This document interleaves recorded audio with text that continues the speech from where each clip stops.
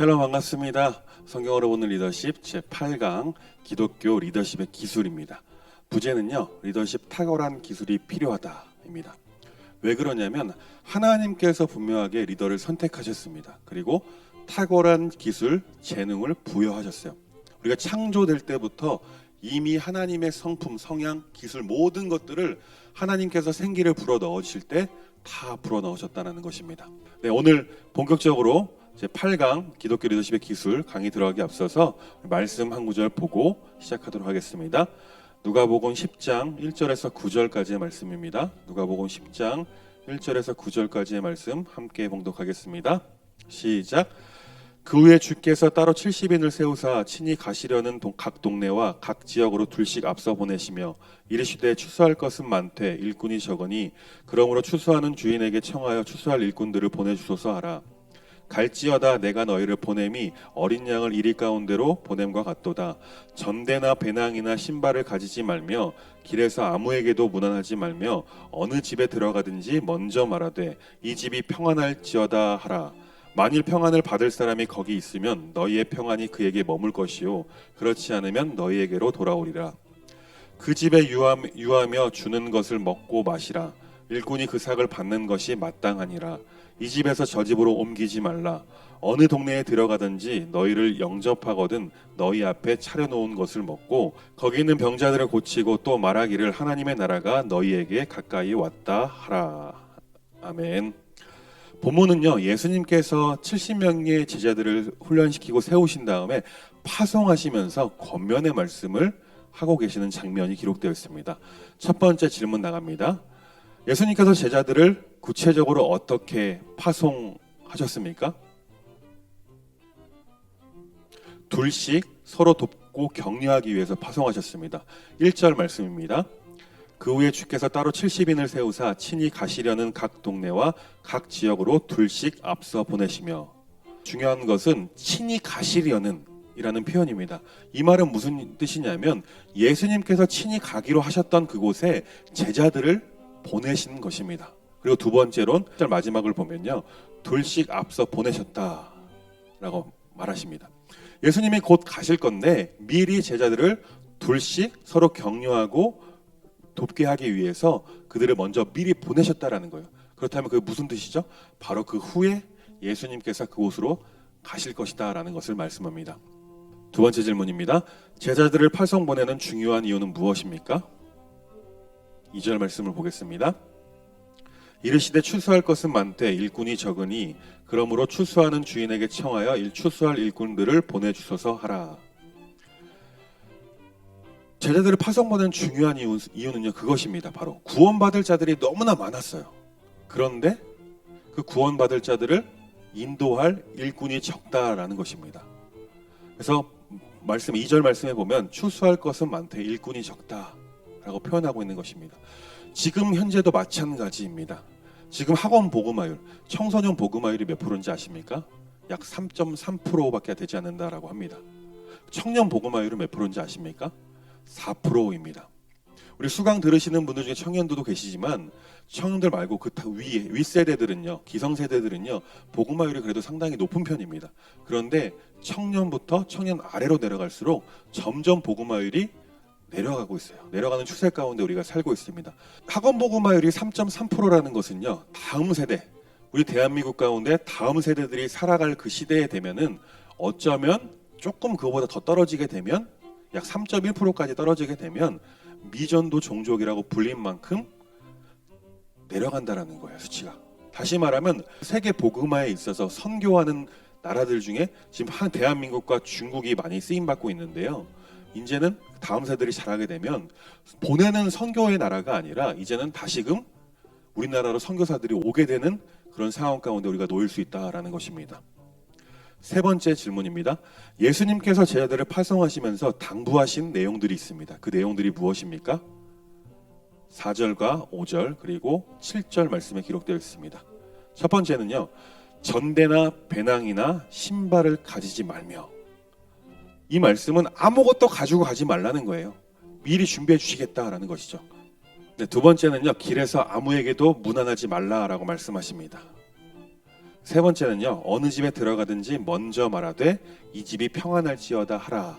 그리고 그 집에 유하며. 어느 집에 들어가든지 먼저는요, 자신을 받아들인 그 집을 위해서 평안을 빌라라고 말씀하는 것입니다. 그리고 그 집에서 아무것도 따지지 말고 곳에 머물라라고 말씀하십니다. 네 번째는요, 주는 것을 먹고 마시라. 일꾼이 그 삭을 박는 것이 마땅하니라.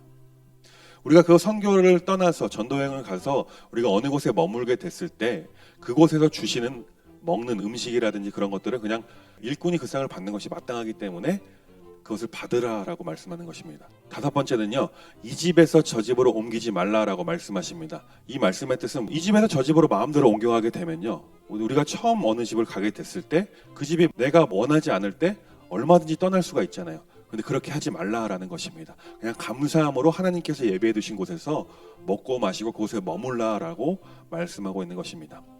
네 번째 질문입니다. 예수님께서 제자들에게 위임하신 내용 두 가지가 있습니다. 그것은 무엇입니까? 9절 말씀을 보면 기록되어 있는데요. 첫 번째는 거기 있는 병자들을 고치고입니다. 다시 말해서 병자들을 찾아서 그들을 치유하는 사역을 하라라는 것입니다. 두 번째는요, 또 말하기를 하나님의 나라가 너희에게 가까이 왔다 하라. 세례 요한도 그랬고 예수님께서 계속 하셨던 복음 선파 내용이죠.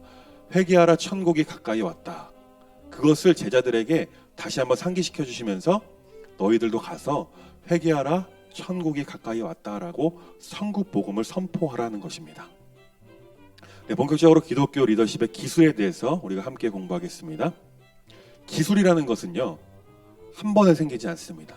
내가 먼저 배워서 습득하고 개발시켜야 합니다. 그렇기 때문에 리더는요, 리더십의 기술들을 배우기 위해서는 훈련이 필수적입니다. 이 우리가 하는 훈련들은요, 사실 투자입니다.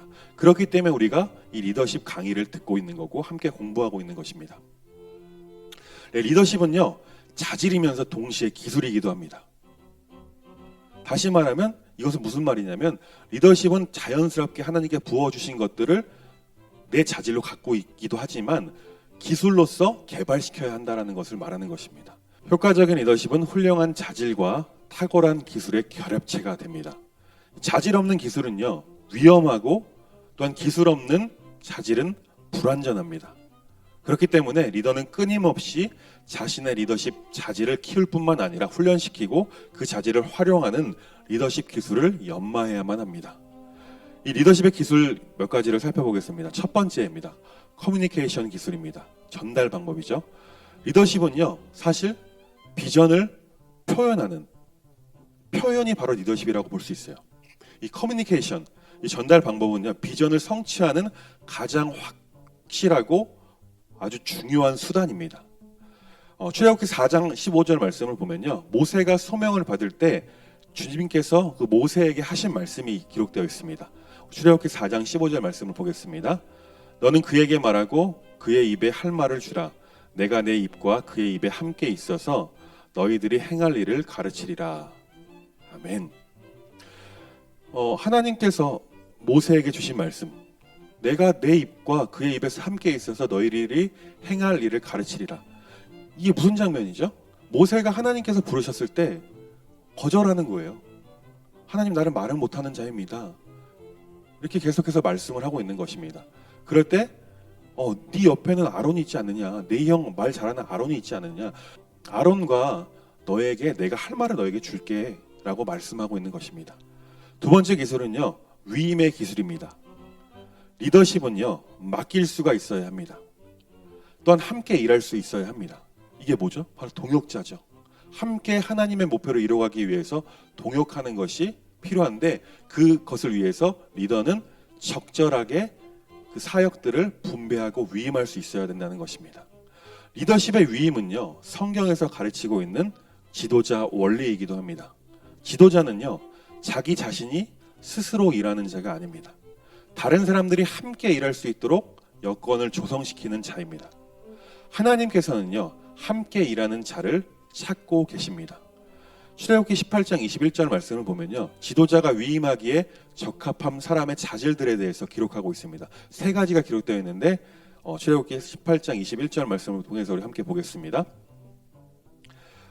너는 또 온 백성 가운데서 능력 있는 사람들 곧 하나님을 두려워하며 진실하며 불의한 이익을 미워하는 자를 살펴서 백성 위에 세워 천부장과 백부장과 50부장과 10부장을 삼아.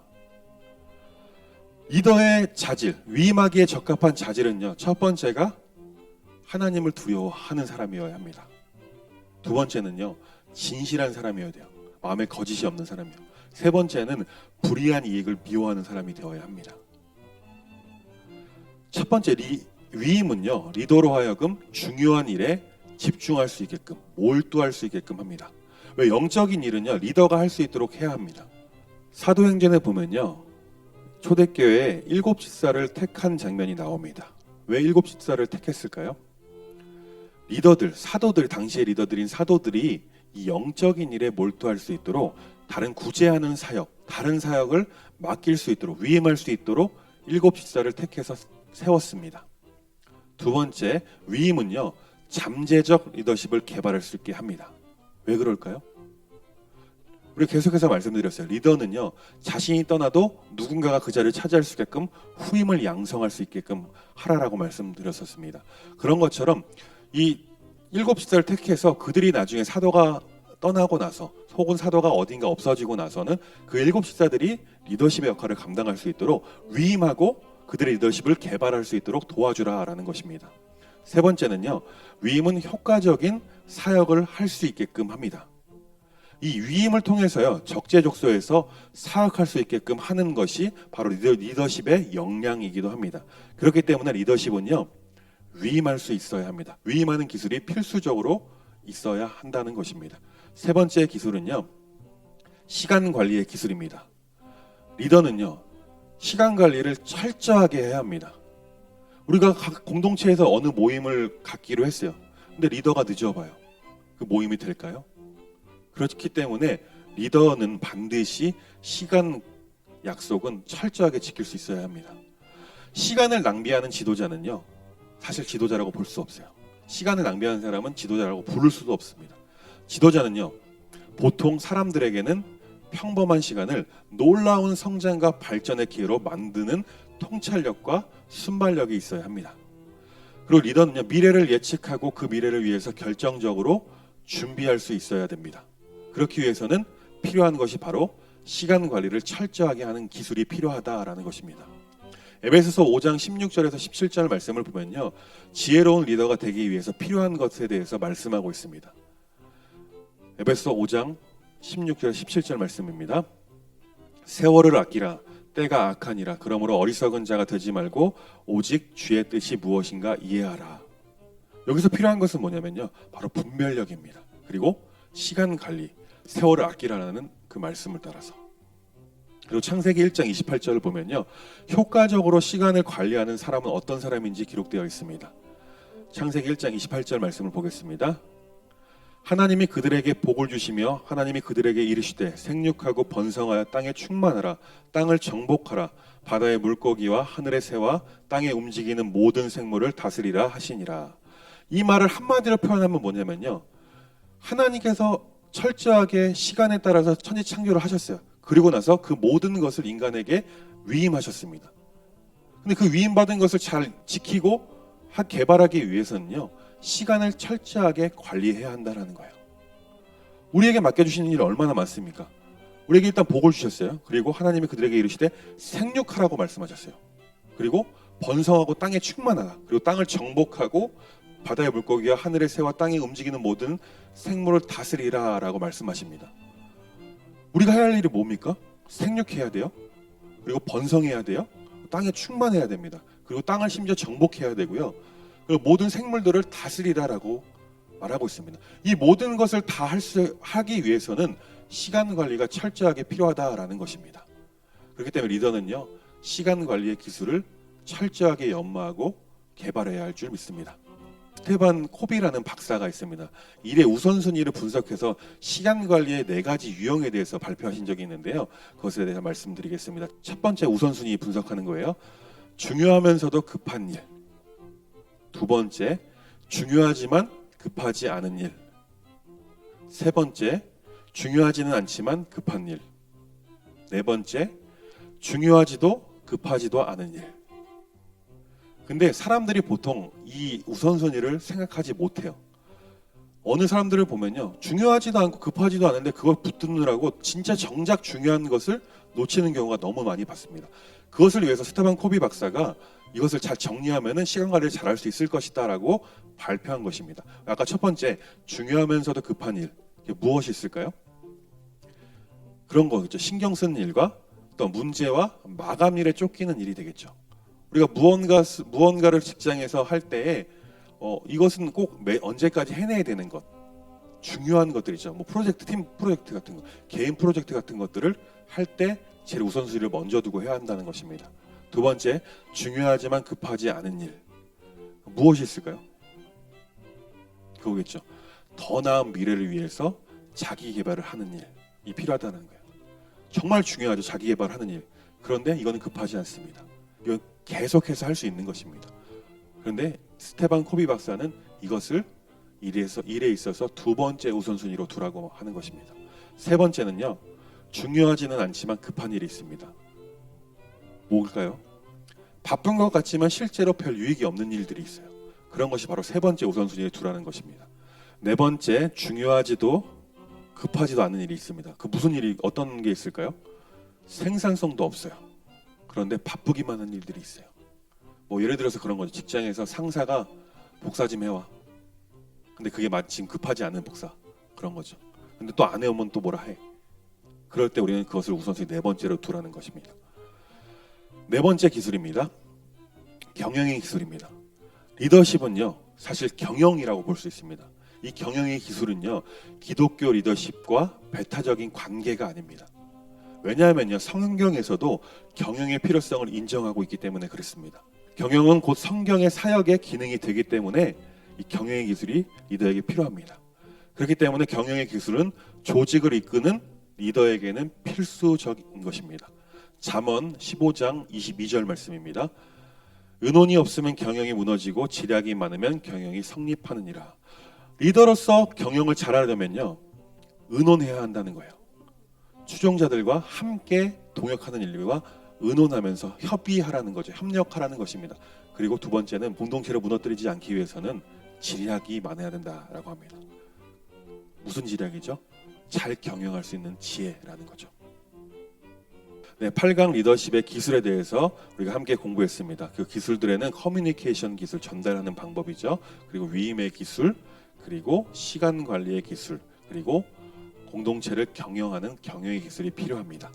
과제해 드리겠습니다.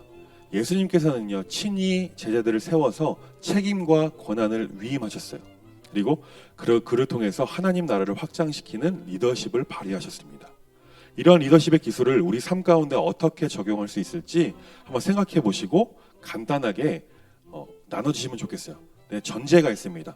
우리 숙제를 낼 때 보니까 다들 너무나 겸손하셔서 나는 없어요 막 이렇게 하시는 것 같아요. 그런데 그렇게 하지 마시고 전제는 무엇이냐면 가능성, 그리고 긍정을 말하고 생각하시면서 이것을 우리가 과제를 내주셨으면 좋겠습니다. 과제 내시는 방법은 다 아시죠? 댓글, 메일, 그리고 카카오톡 문자로 보내주시면 되겠습니다. 8강도 강의 들으시나 고생 많으셨습니다. 감사합니다.